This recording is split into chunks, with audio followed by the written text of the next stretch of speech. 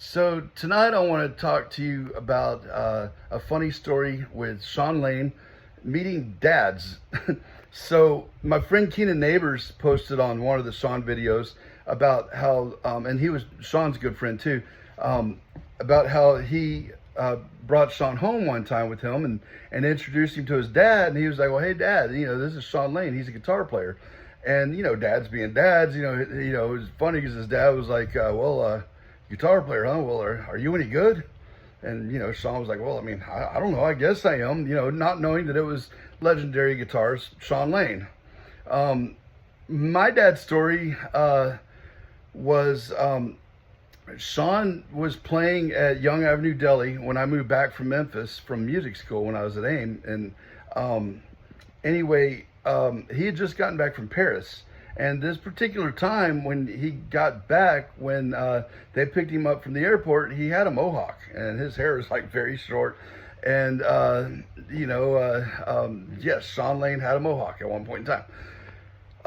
So he had booked a gig at the Young Avenue Deli, which is about a block away from Sounds Good Studios. So I told my dad, "Hey, Dad, this great guitar player that I told you about, that I've been working with, Shawn Lane, he's playing this week in Memphis. It was, like tomorrow night or whatever." So my dad tells all of his work friends, including his boss, "Hey, you got to come down here and see this guitar player, Shawn Lane." Now, my dad, being from Memphis, he's used to Memphis soul and Memphis blues, so he's out there telling everybody that Shawn's this great blues guitar player. So they're expecting like a B.B. King or Stevie Ray Vaughan or something, and he gets all these people out there from work, and they're all in their 40s and 50s and whatnot, and Shawn didn't even show up till probably about 10:30, and this was at Young Avenue Deli, and Young Avenue Deli is kind of the more hippie section or bohemian section of Memphis. It's Midtown Memphis. So it's a lot of the Victorian type houses, the older houses. And the thing about those type areas is the people out there, often the mindset is how can we out weird each other? Who could be the weirdest, And that was definitely that night. So they're expecting this blues guitar player, and at this point they'd already had a few beers and whatnot. So Shawn starts playing, about 10:45, 11 o'clock, and he did not have his band with him. It was actually just two drummers. It was Chip Laverne, who played with him quite a bit at the Poplar Lounge when he had his every Thursday night gig there. And Chip was also the drummer on Inside a Dream, which that album never got released.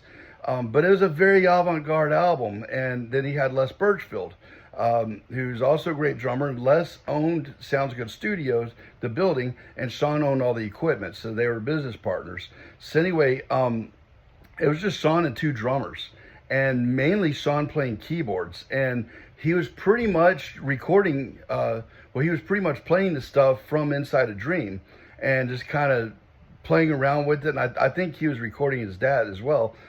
And then he's doing a bunch of, it was nothing but weird avant-garde type music and qawwali music, and, which is the music from North Pakistan and Southern Afghanistan, like Nusrat Fateh Ali Khan. Shawn loved that stuff.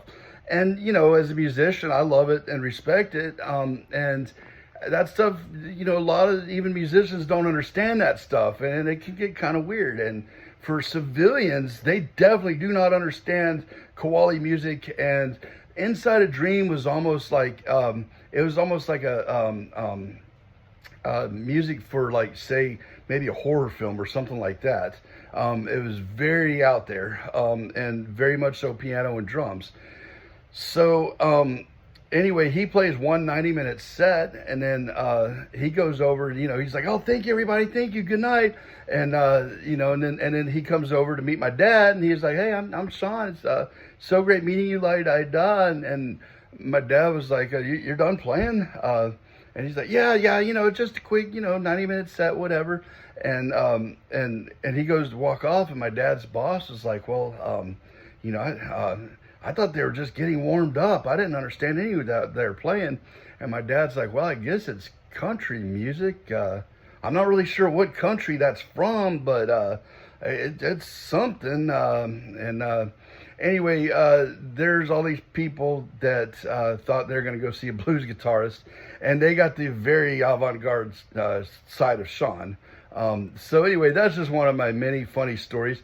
If you have any funny stories with Shawn, let me know, and if you ever took lessons from him, I want you to subscribe to this channel and like it, and please share this content. Me and Sid are bringing Sid Wolf.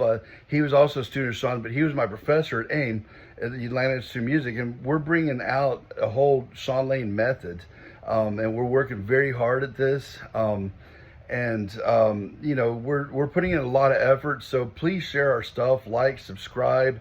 We've got cash apps and all that. If you can help us get some of these stories and some of these teachings and stuff like that out there, we're very close to monetization. So I need y'all to watch this stuff. And anyway, that is my story about Shawn Lane and dads.